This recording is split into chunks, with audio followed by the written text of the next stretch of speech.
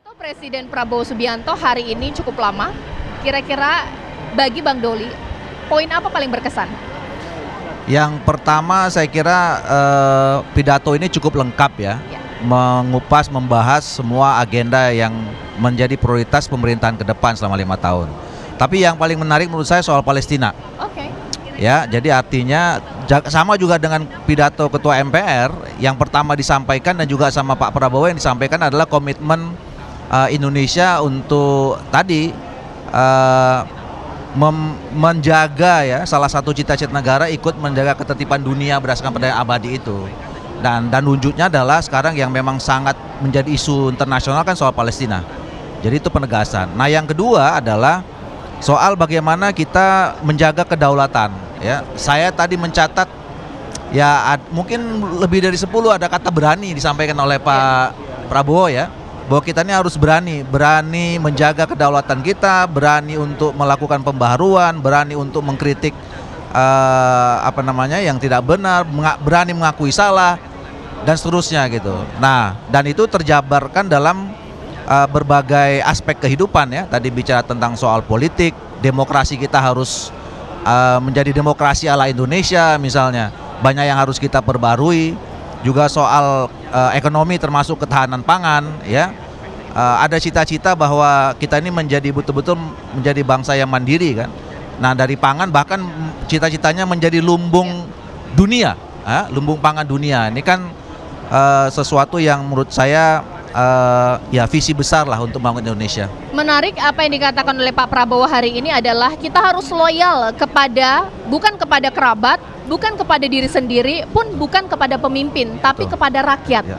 Ini menarik. Bagaimana Bang Doli memaknainya? Ya, itu salah satu yang juga penting dalam pidato. Itu mengingatkan kita semua ya, apapun yang kita kerjakan ya, sebagai pemimpin, sebagai pejabat publik, sebagai anggota DPR, itu semuanya dikembalikan kepada rakyat yang telah memberikan daulat kepada kita, memberikan mandat kepada kita. Ya, jadi apapun yang kita kerjakan harus diorientasikan kepada rakyat Indonesia. Oke. Bang, ini kita melihat dari sudut pandang atau kacamata masyarakat. Ketika Kim Plus ini cukup gemuk, Golkar punya jatah menteri dan juga wakil menteri dan kepala badan cukup banyak. Ada sempat mengatakan bahwa partai politik yang mendapat jatah menteri di kabinet tadi akan tidak terlalu kritis kepada pemerintah. Setuju nggak? Tidak sepenuhnya begitu juga. Artinya gini, kita berangkat dari tadi apa yang disampaikan oleh Pak Prabowo ya, bahwa kita ini harus menjadi negara yang besar. Untuk menjadi negara yang besar itu, kita juga harus punya sikap kenegarawanan. Nah, salah satu sikap kenegarawanan itu adalah kita harus tadi berani, gentleman, mengatakan mana yang benar, mana yang tidak benar gitu. Artinya kita juga harus siap menerima masukan, siap menerima kritikan, siap menerima saran gitu. Siap juga berbeda. Ya, siap juga berbeda. Nah, sebenarnya kalau soal kritis ya, kita ini kan menganut sistem presidensial. Sistem presidensial itu ada eksekutif, ada legislatif. Jadi sebetulnya fungsi check and balances itu ada di DPR. Jadi sebenarnya secara teori nggak ada masalah sebetulnya kalau semua partai politik ada di pemerintahan, selama memang kita paham tadi dan berkomitmen ya, terutama Pak Prabowo sebagai presiden dan pimpinan tertinggi kita sebagai kepala negara, dan juga kepada semua pimpinan partai politik. Jadi kalau beda jangan baper. Gitu ya. Jadi kalau beda bukan berarti kita mau, tadi kan Pak Prabowo mengatakan kita boleh berkompetisi tapi nggak boleh gontok-gontokan.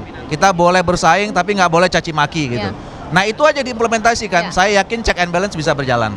Bang Doli, adakah kira-kira nanti akan berbeda Bang Doli menjadi anggota DPR era 2 kali kepemimpinan Pak Jokowi dengan Pak Prabowo? Pak Prabowo tegas loh. Ini bagaimana?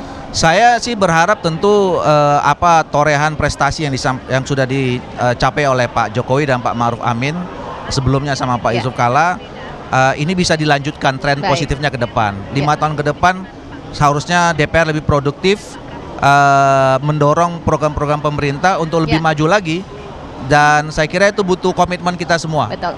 Orientasinya satu, demi kepentingan rakyat Indonesia. Oke, Bang, ini pertanyaan saya tanyakan kepada seluruh narasumber yang saya wawancara di sini. 3 kata untuk Pak Prabowo Gibran. 1. Tegas. 2, berkomitmen, 3. cerdas. Terima kasih Bang Doli. Itu dia tadi laporan langsung saya dari gedung DPR MPR. Kami masih akan menggambarkan kepada Anda suasana di sini pasca pelantikan Presiden dan Wakil Presiden Republik Indonesia. Kita akan kembali sesaat lagi. Makasih.